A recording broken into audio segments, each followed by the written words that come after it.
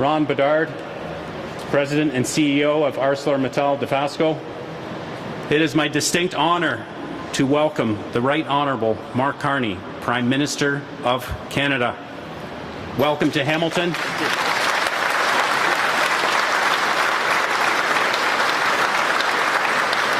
Welcome to Steeltown.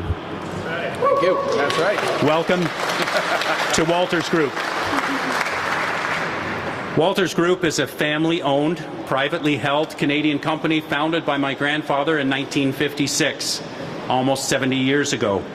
And today, we are proud to be a multi-generational company with second, third, and fourth generations working side by side.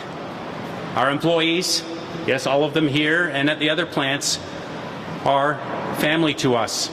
We support one another, share in our challenges, and work together to make tomorrow better than today. Alongside our peers and partners in the fabrication industry, we deeply value the work of the CISC, especially the leadership of Keenan Loomis, in raising awareness of the vital role of Canadian steel fabrication. It plays an important role in supporting our industries, our infrastructure, and our way of life. What do we do here at Walters Group? Well, we take the raw steel that's produced by the mills, wide flange, angle, tube, plate, sheets, and coil, and we transform it into the backbone of iconic projects across the country, including these projects. The Halifax shipyards building vessels for Defence Canada. The Brookfield Towers in Toronto using advanced high star grades, 65 and then 70, and last grade 80 on the third tower. The stunning West Block of Parliament, where the House currently sits. The new Calgary Flames Arena. The new electric arc furnace at Algoma Steel, and the Canadian Museum for Human Rights in Winnipeg, and many more. All of these are built with sustainable, nearly 100% recyclable material, and that is steel. The team welcoming you today is committed to building with excellence, using leading technologies, prioritizing safety, and delivering exceptional quality. We are extremely grateful for the Canadian government's support of steel families and family businesses. And on behalf of everyone here, a sincere thank you for eliminating the carbon tax. It's a meaningful step forward in our industry. We are honored by your visit and hope today offers insight into why Canadian steel fabricators are often in the crosshairs of our southern neighbours. We are simply too good not to be noticed. Let's continue working together and overcome the challenges facing our industry and our nation. Welcome, Prime Minister.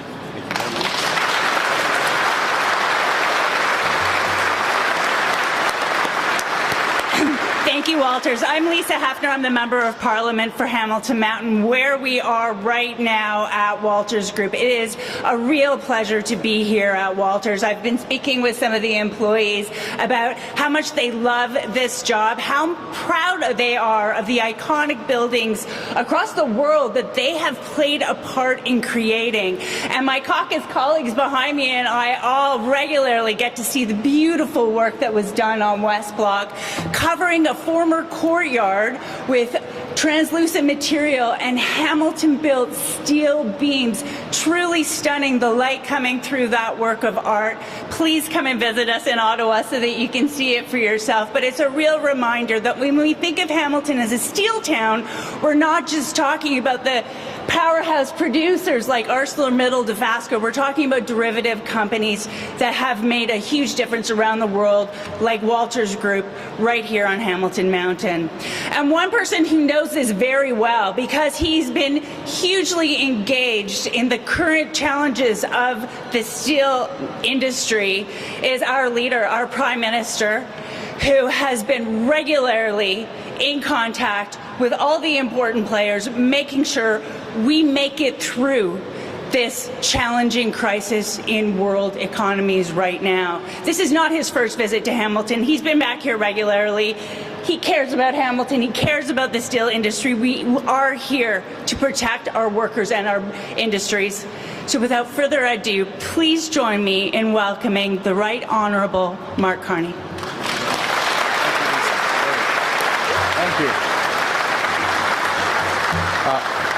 Thank you. Thank you very much, Lisa, for that kind introduction. Thank you, Walt, for hosting me, and for the Koplar family for showing me around this incredible facility, one of 5 facilities, well, actually in more facilities across Ontario and beyond. I also want to acknowledge, as Walt did, Keenan and your great work, and Ron Bedard from Dofasco, the backbone of the Canadian steel industry, the North American steel industry, and part of the global industry. Our country was built by steel workers such as those joining us here today, or I'm joining them rather. North America was built by workers like that. The world is built by workers like that.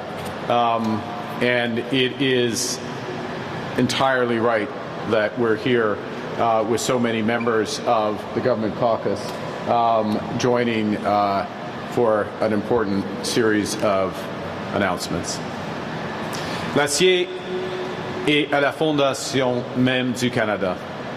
Et on aura besoin de beaucoup plus pour lancer les projets d'intérêt national qui s'étaleront sur les décennies à venir. L'acier sera aussi essentiel à nos projets d'infrastructure énergétique, nos ports, nos nouveaux corridors ferroviaires et commerciaux, la défense et nos centres de données sur l'intelligence artificielle. Mais nous devons d'abord surmonter certains grands défis immédiats. Yes, to get to where we need to go, we need to overcome some immediate challenges. In recent years, the global steel industry has been undergoing a fundamental shift. Shifts driven by many factors, but I'm going to point out particularly foreign competition that unfairly benefits from non-market policies and practices. And now, the trade actions of the United States are further transforming global steel market dynamics and supply chains. Let's be clear. Canada will be one of the countries most impacted by these developments. It's because we are highly exposed to this fundamental restructuring that's happening in the global steel industry. We have substantial steel exports. We have very high per capita steel use. And we have a disproportionately open import market. In fact, we have one of the most open steel markets in the world. Imports supply almost 2/3 of current Canadian consumption of steel, compared to less than 1/3 for the United States and less than 1/6 for the European Union. And over time, we become too dependent on the United States as our biggest customer, with more than 90% of our steel exports going south of the border. So moving forward, we must diversify our trade relationships. And above all, we must rely more on Canadian steel for Canadian projects. And those shifts start today. In an increasingly unpredictable and unreliable world, we must focus on what we can control. Nous pouvons positionner nos industries pour qu'elles réussissent. nous pouvons préparer notre main-d'œuvre. Avec le bon plan, nous pouvons contrôler notre destin économique. Nous devons agir maintenant pour que notre économie reste résiliente et forte, peu importe ce que feront les États-Unis ou tout autre pays. Canada has what the world needs. We're becoming an energy superpower, and we are a leader in the building blocks of a modern economy. From high value-added steel to aluminum to critical minerals and artificial intelligence. And Canadians have just given governments the mandate to build big things, nation-building projects that will transform our economy. We have the potential to become our own best customer for steel, but we will lose that ability if we don't manage the profound transformation now underway in the industry. And to do that, we have to change the way we do things so we can better support our companies and our workers during this time of change. And that's why I'm proud to announce today that Canada's new government will do several things. First, we will take a series of measures to stabilize our domestic steel market and prevent harmful trade diversion arising from current trade tensions.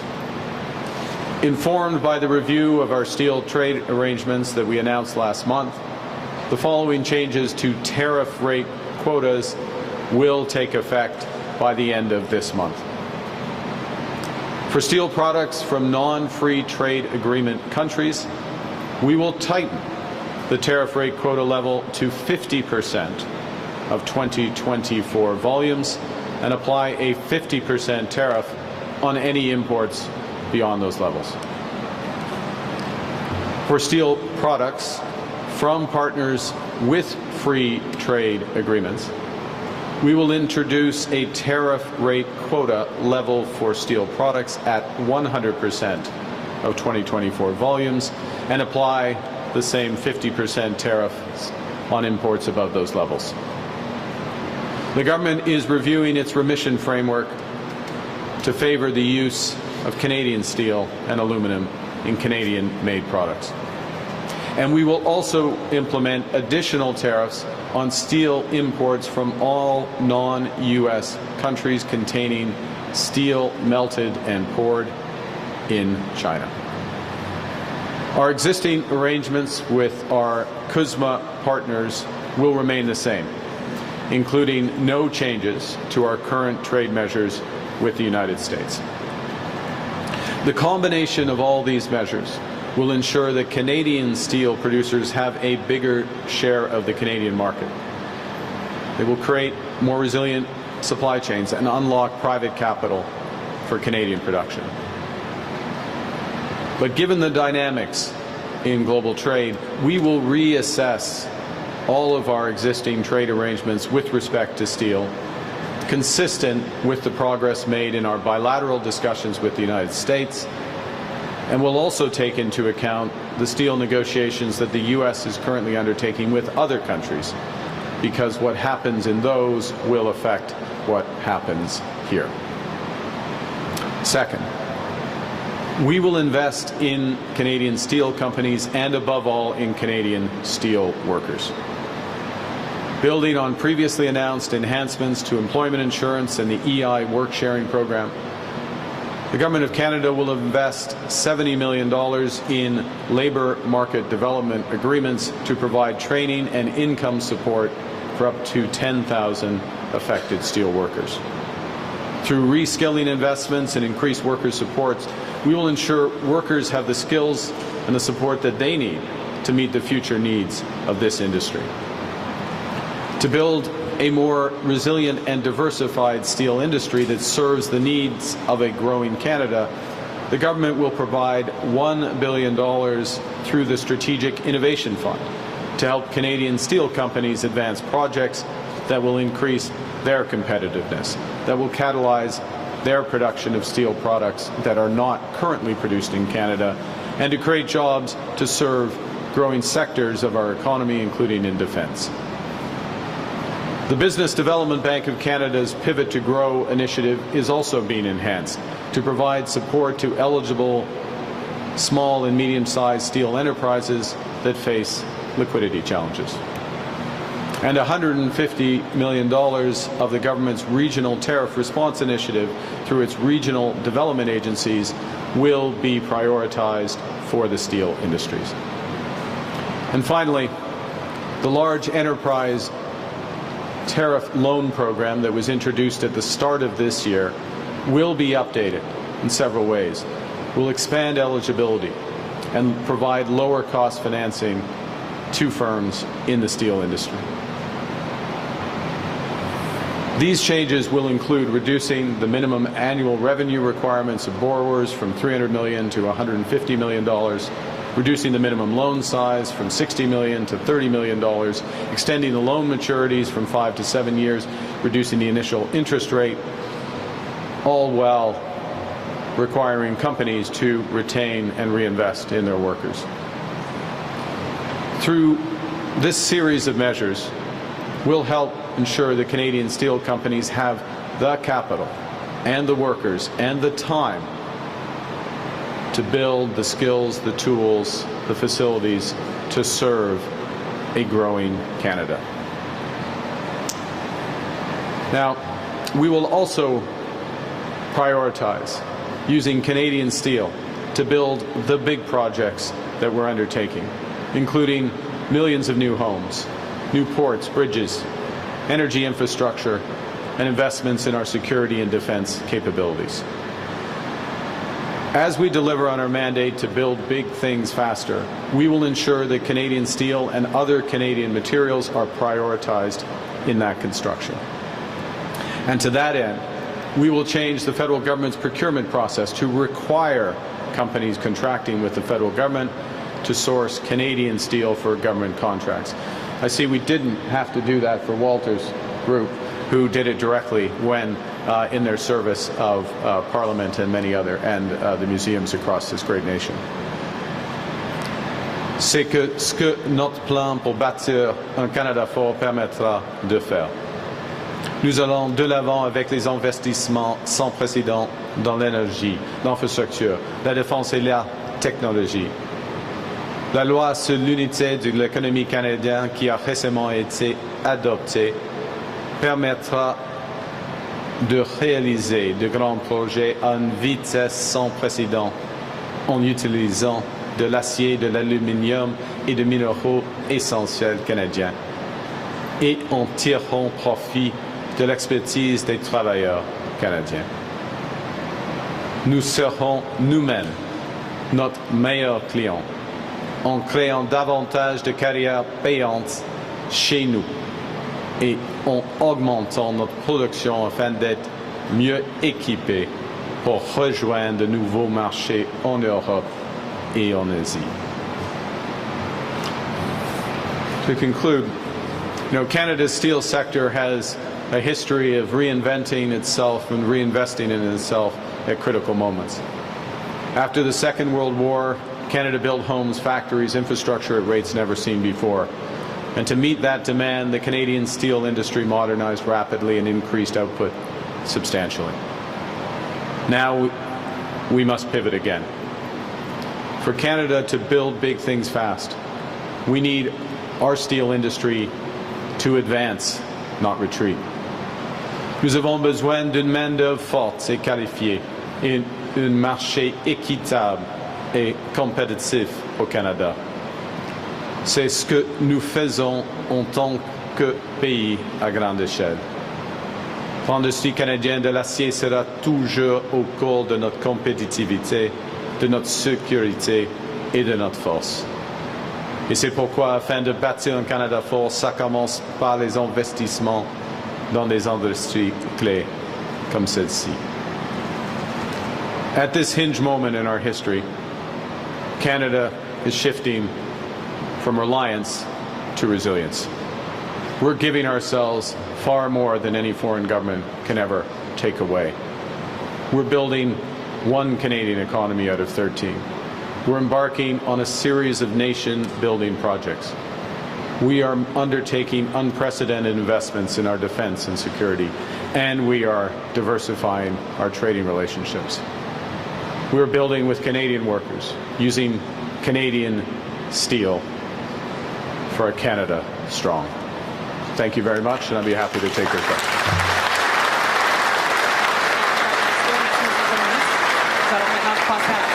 We'll now begin the question period. We'll do 15 minutes, one question, one follow-up. First question, Steve. Hi, my name is Simone Gavros. I'm with CHCH News. My question is more of a local question about crime. Within the last few months, 2 random innocent bystanders were killed in 2 separate shootings. And in the latest shooting on Friday, that suspect is a 17-year-old who police are still looking for. There's also a lot of concern when it comes to repeat offenders. My question to you today is, what is your government doing to keep communities, including Hamilton, safe when it comes to gun violence? Thank you very much for the question, and my sincere condolences for the victims of this, the direct victims of these crimes, their families, but also for the communities and the concern and anxiety that horrible crimes like this create. One of the things the federal government is doing, and we are making a huge emphasis on this, is to control our border better. Because I suspect, and we'll see when this individual is caught, that gun came from the United States. Vast majority of firearms, illegal firearms, firearms used in crime, come across our border. And so what we've been doing in recent months is making very large investments in controlling those borders much better. We have to do more, but we're talking thousands more CBSA, border service agents. We're talking drone surveillance, helicopter surveillance, working more closely with the United States on both sides of the border, both elements of the border, including addressing the scourge of fentanyl. The second aspect to your question, which your question touches on and the tragic situations touch on, is bail reform. And the importance of bail reform, particularly with respect to repeat offenders. We have commitments on that. We're working with the provinces on those issues. I'll be meeting with the premiers next week. I'm sure that's one of the elements that we will discuss, and you can expect legislation from this government in the fall. With local Hamilton Mayor Andrew Horvath? I'm sorry? Have you met with local mayor in Hamilton, Andrew Horvath? I have not met with Mayor Horvath, no. Thank you. Good morning, Prime Minister. Mark Mead with Canadian Press. You told Canadians that you would be elbows up, and they appear to have largely given you a mandate to get a good deal from the President. But thus far, we have not seen that Canada has gotten basically nothing. And Canada also had to give one of its bargaining chips when it comes to the digital services tax. Something other countries like the UK did not give up in their deal with the US. How do you still convince Canadians that you are really elbows up? Well, look, we are in the midst of long now and tough negotiations with the United States. And we're working for the best deal for Canada. We have put in place a series of retaliatory measures, including in the steel sector. We have secured tariff-free access for a number of Canadian goods. In fact, the percentages are very high in terms of outside of the most affected sectors, steel being one of them, autos, aluminum, forest products. The vast majority of Canadian goods and services are tariff-free. That is not the case for most other countries. We will continue to work constructively for a deal, but it has to be a deal that works for Canadians and Canadian workers. And part of the reason why we don't have a deal is that deal is not yet on the table. En français, c'est plus courtement et nous continuons de travailler dans des négociations difficiles. C'est difficile et complexe avec les Américains. Ça va continuer dans une manière constructive par rapport au gouvernement du Canada. Et la situation actuelle est une situation où il y a des secteurs clés dans notre économie, surtout l'acier, l'aluminium, les automobiles, le bois d'œuvre, qui sont beaucoup affectés par les menaces américaines. Mais en même temps, le grand montant des biens et services canadiens, des exportations des biens et services canadiens sont sans tarif pour le moment. On va continuer les discussions. C'est une période délicate à ce moment-ci. On va j'attends à ce que les négociations s'intensifient pendant les prochains jours. Et on va travailler, comme j'ai dit, dans une manière constructive afin d'avoir le meilleur accord pour le Canada. Mais à ce moment-ci, ce n'est pas sur la table. Alors, il faut continuer. Next question. Samantha Beatty from CBC News. Is a trade deal with the U.S. likely to include some level of tariffs? And if so, will Canada impose tariffs on the U.S. as well? Well, we'll see what the final agreement is. If there is an agreement, we're working towards an agreement in a constructive manner. And obviously, it's an agreement. There are both sides, and things will be structured accordingly.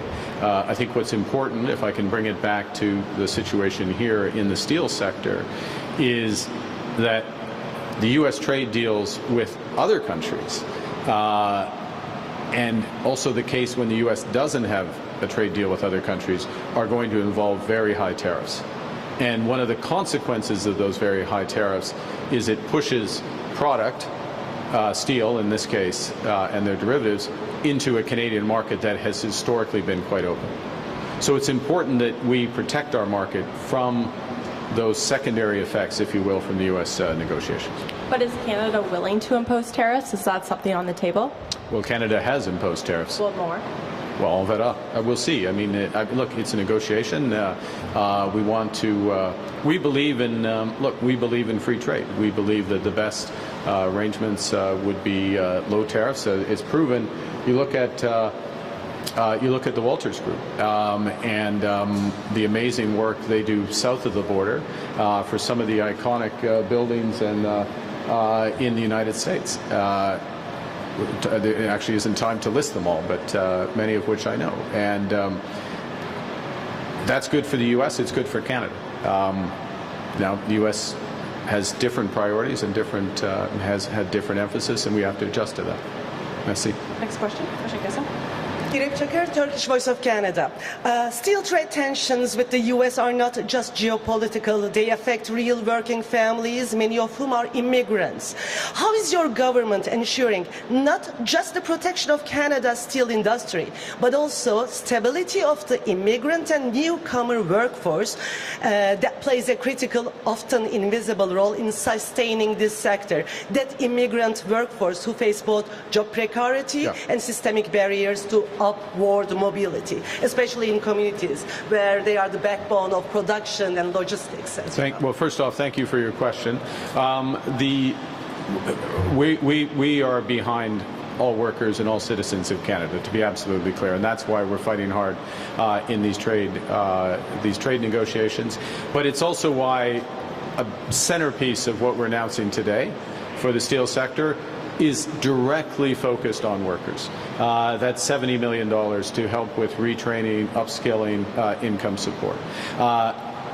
Taking a step back from that, the investments that we're supporting through what's called this Strategic Innovation Fund, the $1 billion for the industry to build up new lines of work for markets that are going to grow here in Canada.